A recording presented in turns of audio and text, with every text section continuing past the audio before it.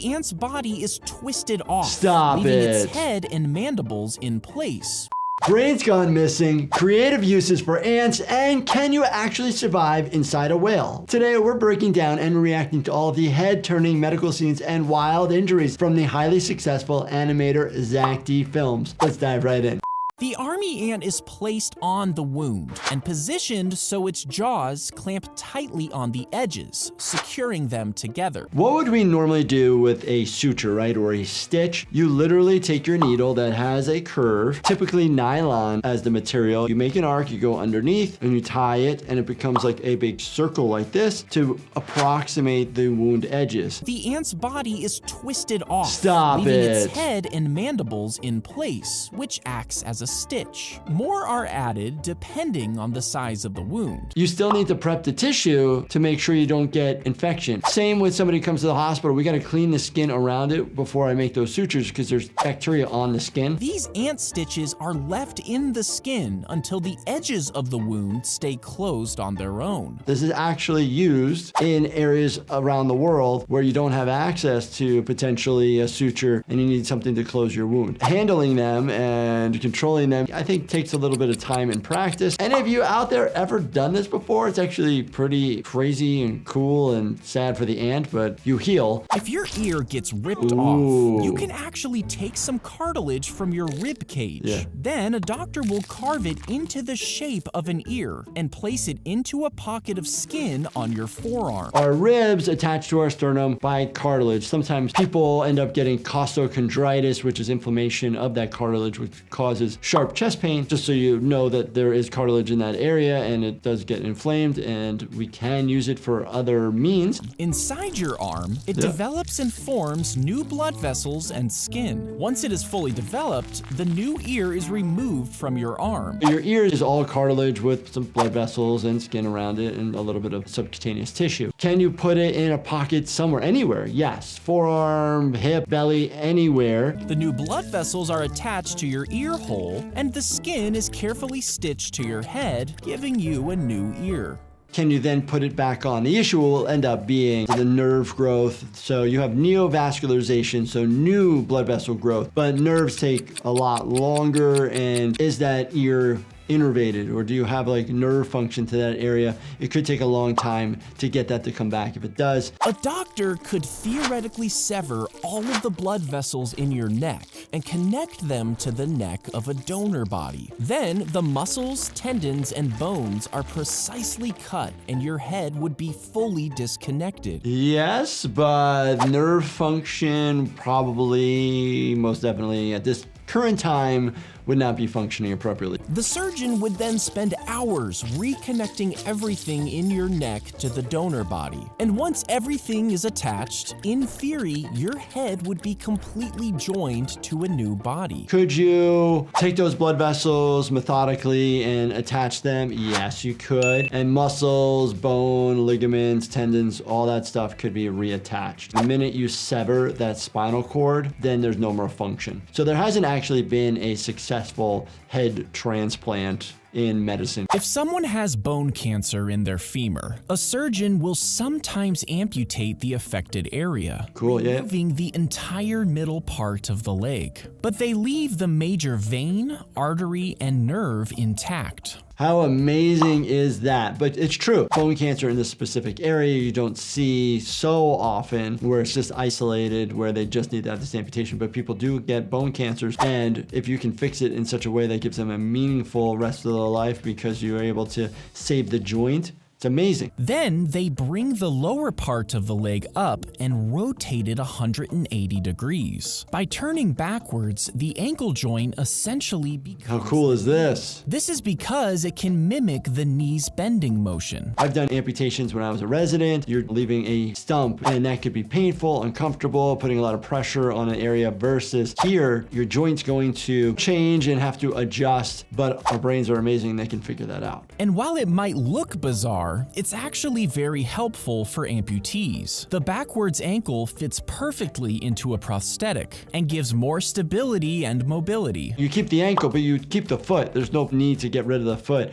It actually gives it more of an area of structure and support. In 1848, a large iron rod drove through the face and head of a man while he was working on a railroad. This is why I say never pull anything out, because you need a surgeon there just to double check structures it's going through. It passed behind his left eye and exited through the top of his skull, and he somehow managed to stay conscious while the rod was removed. Went through the face, so you're bleeding, fractures. The left eye probably wasn't functioning anymore because behind the eye you have your nerves, your muscles, so if that connectivity got messed up, the likelihood that you'd be able to fix it is pretty darn low. Now, he did survive this incident, but he wasn't really the same person. You see, the rod went through his frontal lobe, and this area of the brain is responsible for decision-making and self-control. Very good example of frontal lobe injuries. It's very similar to what we've seen when people get shot, you get a stroke in the same area, personality change, decision-making. You see a lot of this too when somebody might even have Alzheimer's, where the Alzheimer's is affecting frontal lobe. Sometimes we'll even see this when somebody has a brain tumor that nobody knows yet. If you were swallowed by a sperm whale, you would be squeezed down its massive throat. You'd continue down the esophagus and into a series of stomach chambers that are filled with digestive acids. Stomach acids are designed to break down what you ingest, and they're highly corrosive. The stomach lining has to rebuild itself because of the acid environment. And these acids would immediately start breaking down your body. But even if you managed to avoid the acid, the lack of air inside the whale would quickly cause you to suffocate. Now you're inside a closed chamber that oxygen is not getting into. So you're breathing out some oxygen, but you're mostly breathing out CO2, right? Most of the time you're going to suffocate, but you're actually going to get lightheaded, dizzy, and slowly fade away. If a kernel of corn somehow got up your nose, some people think that it could potentially sprout, meaning you'd literally be growing an ear of corn in your nose. We do pull a lot of foreign bodies out of people's nostrils. Typically,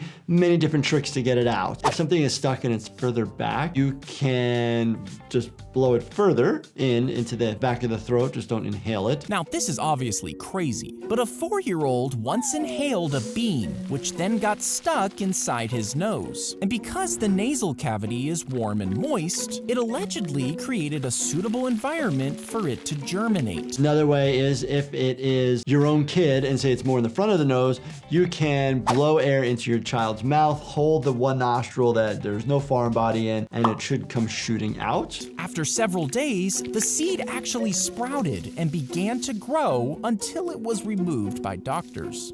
That one was easy because the sprout came out, so you just grab onto it and gently pull. There's another thing that we use. There's a device that's almost like a very thin stick that has a little balloon on the end, but the balloon is collapsible. So you put it past it, blow the balloon up, and just pull it forward. If you stopped blinking for 30 seconds, the moisture on your eyeball would start evaporating. And over the span of a few minutes, the first layer would dry out since it relies on the eyelids to cover it with moisture. When somebody's having procedures done of their eye where their eyes are open like this, the doctor is going to be using ointments and drops to keep your eye moisturized. In the emergency department, the most common area that I see this happen is when somebody has Bell's palsy. Bell's palsy does not allow you to totally close your eyelid and blink, so it dries out your eye. After about 10 minutes, your vision would become blurred as the tear film breaks down. And a few hours later, all moisture would be gone, causing damage to the cornea, which would significantly impair your vision.